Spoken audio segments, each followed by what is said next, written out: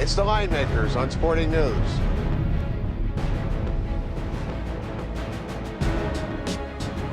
Friday night basketball from Oakland, Game 3 between the Spurs and the Warriors. Welcome to Linemakers on Sporting News. I'm Micah Roberts with Rick Aaron. Rick, we saw the Warriors should probably be up 2-0 in this series.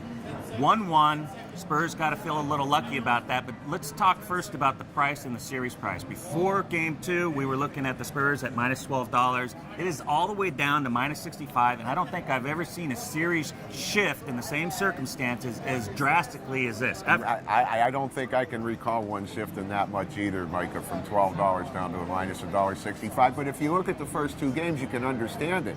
You know, the Warriors have flat out played them. They should be up 2-0. The loss in Game 1 was the largest comeback in playoff history with only 4 minutes to play in a game when the Spurs came back from 16 down with only 4 minutes left.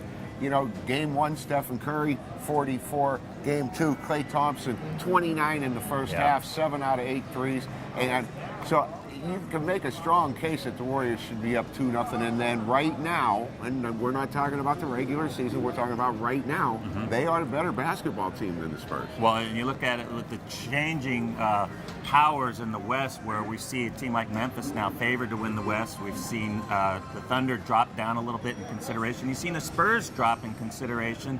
And it's all because of the Warriors. They've kind of shifted everything, and no Westbrook. And then you've got, like Mark Jackson says, the best shooting backcourt in NBA history. And I'm starting to believe him. He may have been right. Because we're going back and forth. Detroit, Isaiah Dumars. You're looking at, I don't know, Mark Price is a pretty good point guard, but didn't have the companion.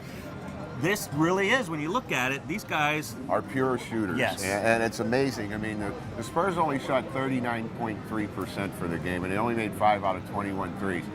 But the biggest thing to me in Game 1 and Game 2, and you saw it in Game 1 with Curry, then you saw it again in Game 2. It's the looks on the Spurs' faces when the Warriors are lighting them up like that.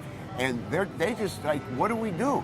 They look at each other like, we can't stop these guys. And I'm not sure they can, to be perfectly honest with you. I mean, they made 11 out of 23 threes as a team in Game 2, the Warriors did.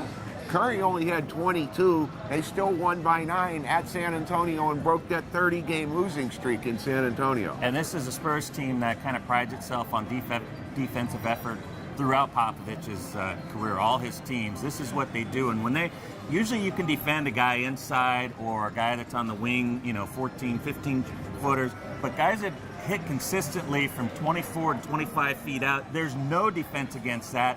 And that look in the eyes of the defenders, just a bewilderment of amazement. And they're also both very good passers. Yes. And they make great passes coming through the lane, and they find open guys for easy baskets, and layups. And, they're 28-13 in the regular season at home. They were 3-0 at home against the Nuggets in the first round. And Micah, you can make a case that possibly right now, the way they're playing, that the young Warriors should be favored in the West. They've covered 11 straight games. 11 in a row. And when you look at them, when we started talking about the Nuggets series, each of those games were like, there's no way they can shoot 60% a game. There's no way they can shoot 55 every game. But here they are. They're winning games. They shot 45% in Game 2, won by 9. And dominated. And they've only had one other game where they shot poorer than that, and they lost. But they are shooting it. They're getting their looks. They're dominating. Jarrett Jack, Landry, everybody is contributing a big role and a new hero every night. Bogut or Draymond Green. Harrison Barnes is playing great since they moved him to the 4. Biggest thing for me, Mike, is Oracle Arena. We saw what it was like against the Nuggets. It's going to be even crazier in round 2 when they tip off on Friday night. The crowd's going to be nuts. It's like a college crowd. At -2.5, you have to like the Warriors again. And that's another thing. We talked about the differential in the series price from Game 2 to Game 3.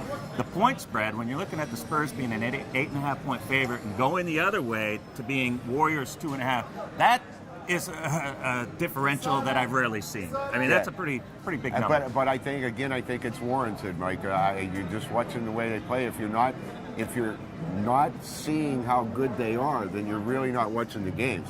They are really, really good right now, and they got it going. They're a bunch of young guys playing hoops, and they're not intimidated, and they have no fear, and I don't see it changing. All right, so we got to lean a little bit to the Warriors at home with that environment, their college type atmosphere. Now about the total, we're looking at 203.5. We saw the last game go under just because the Spurs were basically out of it.